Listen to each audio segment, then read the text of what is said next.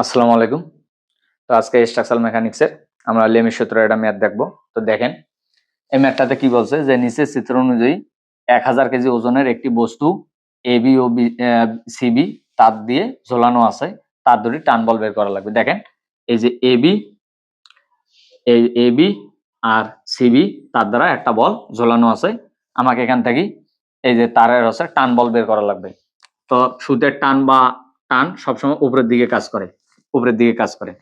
তো এই ম্যাথটা আমরা সমাধান করব কিভাবে সেই জিনিসটা দেখেন। আমরা জানি আজকের পর থেকে মনে রাখবেন, আমি আরেকটু আলোচনা করে দিচ্ছি যে লেমি সূত্রের জন্য আপনি একটা কথা মনে রাখবেন, এটা আমার পড়ানোর কৌশল, আমি যেভাবে পড়াই অফলাইনে। তো এখানে আপনি মনে রাখবেন যে বলটা নেব, যে বলটা নেব সেই বলটাকে বাদ দিয়ে দেবেন, যে বলটা নেব সেই বলটাকে বাদ, তাহলে বাদ বাকি দুইটা বলের মধ্যবর্তী কোণ নেবেন। এক নম্বর কথা, এখানে যে জিনিসটা বোঝা লাগবে বল টু বলের মধ্যবর্তী কোণ লাগবে, বল টু বল। তাহলে দেখেন এটা একটা বল, এটা একটা বল, এই দেন বল টু বলের মধ্যবর্তী কোণ।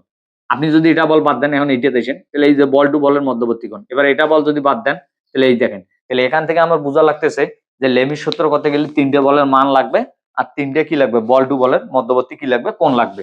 তো এখন দেখেন এই ম্যাথটা আমরা কিভাবে করব। এই ম্যাথটা করার জন্য এখানে আপনি একটা রেখা টান দেন, কি টান দেন, রেখা টান দেন, দিলাম। এখন মনে করেন এটা একটা ত্রিভুজ, এই যে একটা ত্রিভুজের মতো সিস্টেম দাঁড় হয়ে আছে। তো আমরা ত্রিভুজের তিন কোণের সমষ্টি 180 ডিগ্রি। তাহলে 30 আর হচ্ছে 45 75, তো 180 থেকে 75 বাদ দিলে এখানে কত আছে, 105।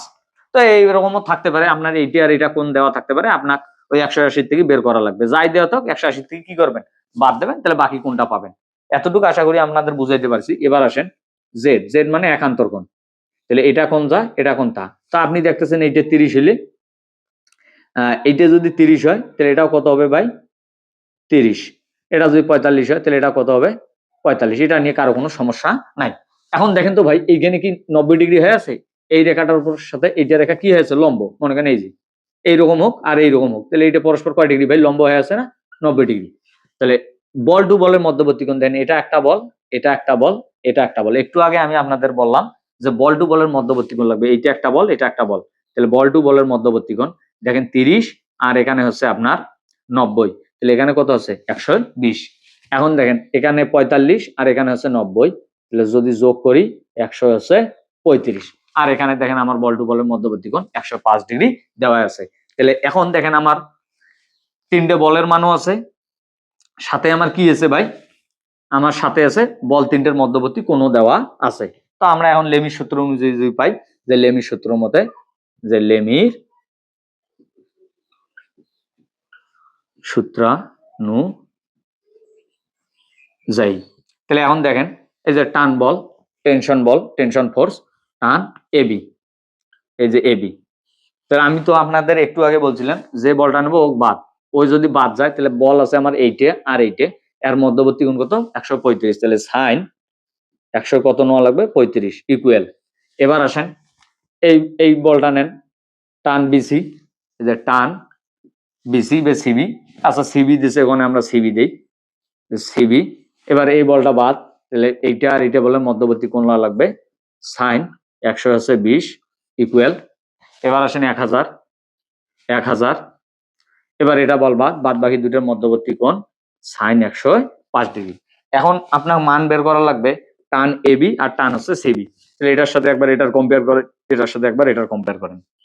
তাহলে যদি এটার সাথে এটা তুলনা করি, যে এবি যেহেতু প্রত্যেকটা এখানে প্রত্যেকটা সমান, 135 ইকুয়াল টু 1000 সাইন 105।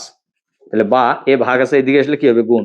তাহলে tan of A B equal to 1000 sine 135 divided হচ্ছে সাইন 105। তাহলে এখান থেকে আমরা টান এবির মান পাবো, আপনি যদি ক্যালকুলেটর এটা চাপ দেন তাহলে 732.05 কেজি পাবেন, 732.05 কেজি পাবেন। অনুরূপ ভাবে এখন যদি আপনারা এটার সাথে এটার কম্পেয়ার দেন, ওই একই হিসেব সেম ভাবে চলে আসবে। সিবি ইকুয়াল টু এ ভাগ আছে এদিকে আসলে গুণ 1000 সাইন 120 ডিভাইডেড হচ্ছে সাইন 105। তো এখন দেখেন এটার মান যদি আপনারা ক্যালকুলেটর চাপ দেন, তাহলে 800 96.57 কেজি পাবেন। আপনি যদি ক্যালকুলেটরটা চাপ দেন তাহলে 896.57 কেজি পাবেন। এই ছিল এই ম্যাথের সমাধান। আশা করি আমি আপনাদের বোঝাইতে পারছি।